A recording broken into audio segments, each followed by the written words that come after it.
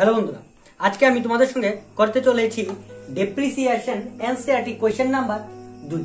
এই 2 number question একদমই simple এবং একদমই ইজি। আর কোয়েশ্চেনটা পড়ে নেওয়া যাক, তারপরে কিভাবে সলভ করতে হবে সেটা দেখা যাবে। প্রথম বলছে, on July 1, 2010, Ashok Limited purchased a machine for rupees 1,08,000. Ashok limited July 1 তারিখ 2010 একটি মেশিন কিনেছে, দাম হলো 1,08,000 টাকা। Spend 12,000 on installation. এবং মেশিনটা কিনলেই তো আমার মানে যে জায়গায় আমি যে ফ্যাক্টরির মধ্যে আমি প্রোডাকশন করছি সেই জায়গায় তো উড়ে আর আসবে না, তাহলে সেই জায়গায় আমার ক্যারিজ করে আনতে হবে, তাহলে এটা ইনস্টলেশন করতে অনেক মজুরি দিতে হবে। তার জন্য টোটাল আমার খরচ হচ্ছে কত এটা দেখতে হবে, মানে আমার টোটাল কস্ট কত এটা দেখতে হবে। প্রথম আমার মেশিনটার দামই ছিল 1,08,000 টাকা এবং এটা আনতে এবং এনে ইনস্টল করতে আরো 12,000 টাকা খরচ হয়েছে, মানে টোটাল খরচ হয়েছে 1,20,000 টাকা। তারপরে At the time of purchase, it was estimated the effective commission life of the machine is বলেছে এটা শুধু কেনার সময় এটা ডিসাইড করা হয়ে গেছে যে এটা এই মেশিনটা শুধুমাত্র 12 বছর আয়ুষ্কাল, মানে 12 বছর এই মেশিনটা দিয়ে আমি কাজ করতে পারবো। তাহলে এটা আমি লাইফ টাইমও পেয়ে গেছি 12 ইয়ার, এন্ড আফটার 12 এবং 12 বছর পর এটা বিক্রি করতে পারবো। This salvage value of the machine 12,000 এবং 12 বছর পর এটা দাম হবে 12,000 টাকা দিয়ে এটা বিক্রি করতে পারবো। মানে কি আমার ডেপ্রিসিয়েশন কত লাগবে? তাহলে 1,20,000 টাকা টোটাল দাম ছিল এবং এটার মধ্যে থেকে 12,000 টাকা আমি আবার বিক্রি করে পেয়ে যাবো, মানে 1,08,000 টাকাই এটা ডেপ্রিসিয়েশন যাবে। এবং এই ডেপ্রিসিয়েশনটাকে আমি ভাগ করে দেবো, এটা 12টা বছরে ভাগ করে দেবো।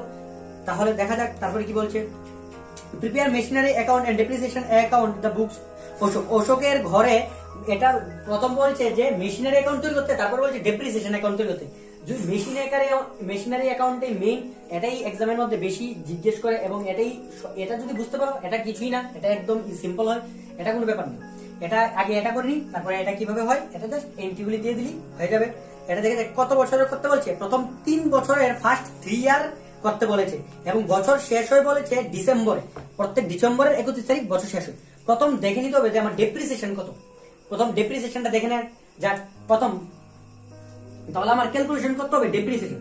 তাহলে লিখি ওয়ার্কিং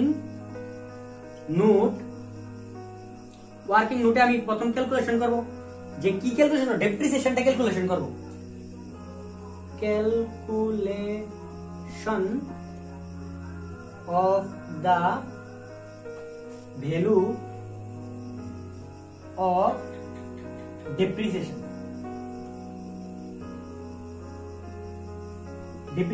এর ভ্যালু ক্যালকুলেশন করব। এবার ক্যালকুলেশন করা যাক। 1 বছরের ডেপ্রিসিয়েশন ক্যালকুলেশন করছি। ডেপ্রিসিয়েশন আমার দেখতে হবে মেশিনটার টোটাল ভ্যালু কত। এটা মেশিনটার দাম হলো 1,08,000 টাকা এবং কিনে আনতে খরচ হয়েছে আরো 12,000 টাকা।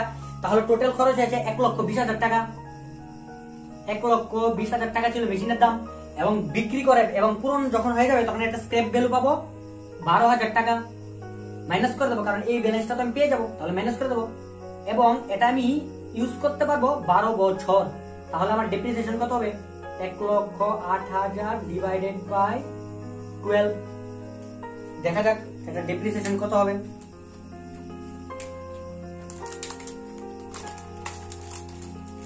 1,08,000 ডিভাইডেড বাই 12, 9,000 টাকা প্রত্যেক বছর ডেপ্রিসিয়েশন হবে। 9,000 টাকা, 9,000 টাকা করে ডেপ্রিসিয়েশন প্রত্যেক বছর হবে। ক্যালকুলেশন করে নিলাম। আগে লিখে নিই কত তারিখ আমার মেশিনটা কিনা হয়েছে। এটা সময়ের একটা ব্যাপার আছে, সময়ের ব্যাপারটাই খুব ইম্পর্টেন্ট। কিনা হয়েছে কয় তারিখ? 1 জুলাই 2010 কিনা হয়েছে। যখন কিনেছি তাহলে মেশিনটা এসেছে বাই টু ব্যাংক অ্যাকাউন্ট। কত টাকার মেশিন এসেছে? মেশিনটার দাম ছিল 1,08,000 টাকা প্লাস এটার মধ্যে আরো 12,000 টাকা ইনস্টলেশন চার্জ চলে গেল। তো টোটাল হলো 1,20,000 টাকা মেশিনের দাম ছিল। ঠিক আছে, 1,20,000 টাকা মেশিনের দাম ছিল। এই বছর আর কোনো মেশিন কেনা হয়নি। যদি আরেকটা মেশিন কিনা হতো তাহলে আবার ওই সেই ডেটে আরেকটা মেশিনের এন্ট্রি দিতাম। এবার আমার ডেপ্রিসিয়েশন দিতে হবে। ডেপ্রিসিয়েশন একদম সিম্পল। ডেপ্রিসিয়েশন কি দেখি, কয় তারিখ ডেপ্রিসিয়েশনটা দেব? 31 তারিখ বলছে তারা বছরটা শেষ হয় 31/12, আর 2010 এটা শেষ হবে। 2010 by depreciation account. Depreciation account, depreciation কত যায়? ডেপ্রিসিয়েশন 9000 টাকা যায়। 9000 টাকা বসিয়ে দেবো না, কারণ 9000 টাকা পুরো এক বছরে আমরা এটা ক্যালকুলেশন করেছি ফর 1 ইয়ার। তাহলে এখানে কতদিন ব্যবহার করেছি? এটা জুলাই থেকে, তাহলে July, August, September, October, November, December, মানে 6 মাস ব্যবহার করেছি। এক বছরের যদি 9000 টাকা হয় তাহলে 6 মাসের কত হবে? অবশ্যই 9000 ইনটু করে দেবো। আমি 6 মাস ব্যবহার করেছি 12 মাসের মধ্যে, তাহলে আমাদের বেরিয়ে যাবে 4500। সিম্পল। এখানে একটা ক্লোজ হয়ে যাবে, প্রথম বছর ক্লোজ হয়ে যাবে। দেখা যাক কত আসলো। 1,20,000, 1,20,000 মাইনাস করলে হবে 1,20,000 থেকে যদি চলে যায় 1,15,500, 1,15,500 এটা হবে একদম লাস্ট ডেটে বাই ব্যালেন্স সিডি বলে। তারপরের বছর মানে 1 তারিখ চলে যাবে 1/1/2000, এবার 11তে চলে যাবে টু ব্যালেন্স বিডি বলে ব্রট ডাউন। এই ব্যালেন্সটাই চলে যাবে পরের বছর 1/1/5/500। এবার আবার ডেপ্রিসিয়েশন কাটবো।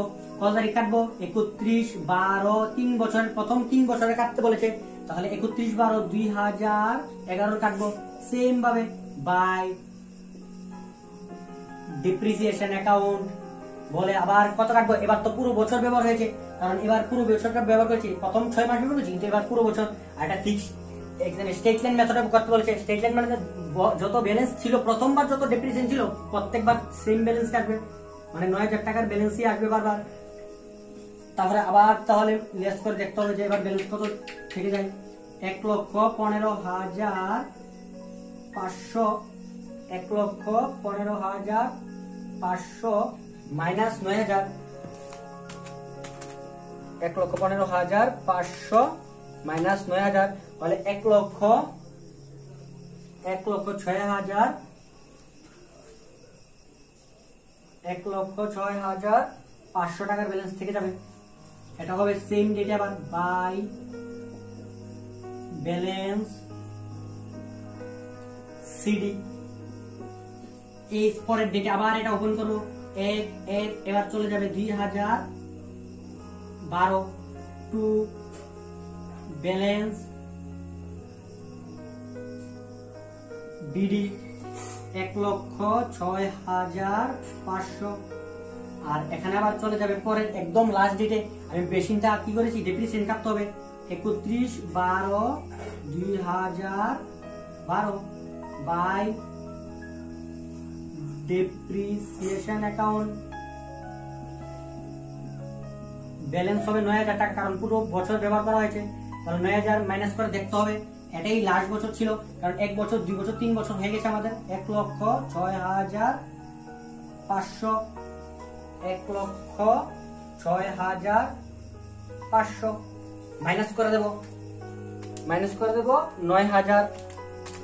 9000 যদি মাইনাস করি 97,500, মানে আমি যখন লাস্ট বছর জিনিসটা ব্যবহার করলাম তখন আমার মেশিনটার ব্যালেন্স কত থেকে যাবে? 97,500 টাকা ব্যালেন্স।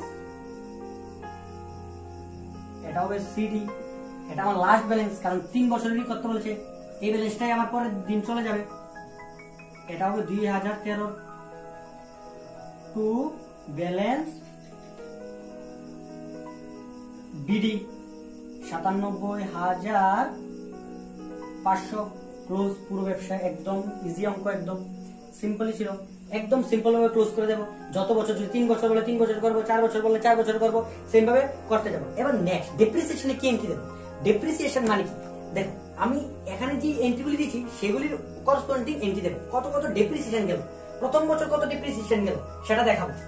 প্রথম বছর কত তারিখ ডেপ্রিসিয়েশন গেল 31/12 তে ডেপ্রিসিয়েশন গেল।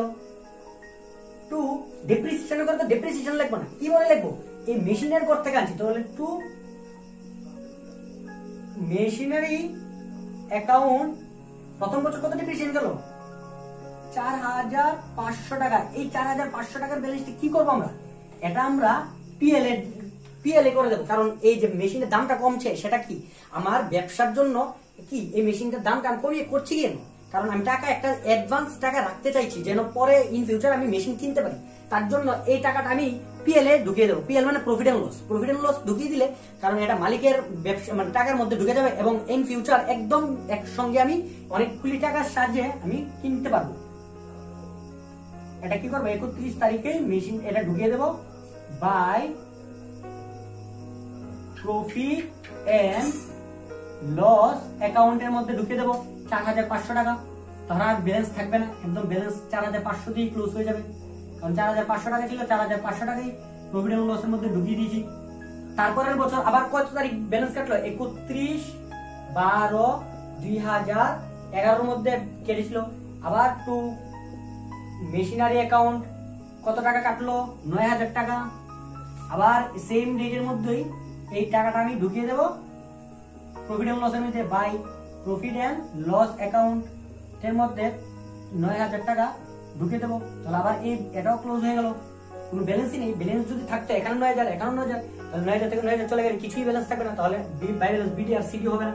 আবার 31 তারিখ সেম ডেটের মধ্যেই হবে টু মেশিনারি অ্যাকাউন্ট, যতবার আমি মেশিনারি অ্যাকাউন্ট 9000 টাকা যতবার তার এখানে ডেপ্রিসিয়েশন করবে, এই ডেপ্রিসিয়েশনের এন্ট্রিগুলি এখানে দেবো এবং অ্যামাউন্টগুলি আমরা পিএল এর মধ্যে ট্রান্সফার করে দেবো বাই পিএল অ্যাকাউন্ট 9000 টাকা।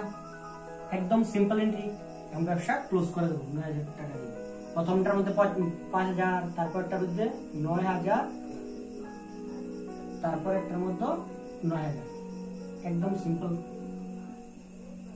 এটাই এই দুটো এন্ট্রি করতে বলেছে, এটা হলো মেইন এন্ট্রি। এটা যদি পেরে যাও এটা কোনো প্রবলেম হবে না, আশা করি এটা আরামসে সলভ করতে পারবে। এইভাবেই ডেপ্রিসিয়েশন অঙ্ক করতে হবে।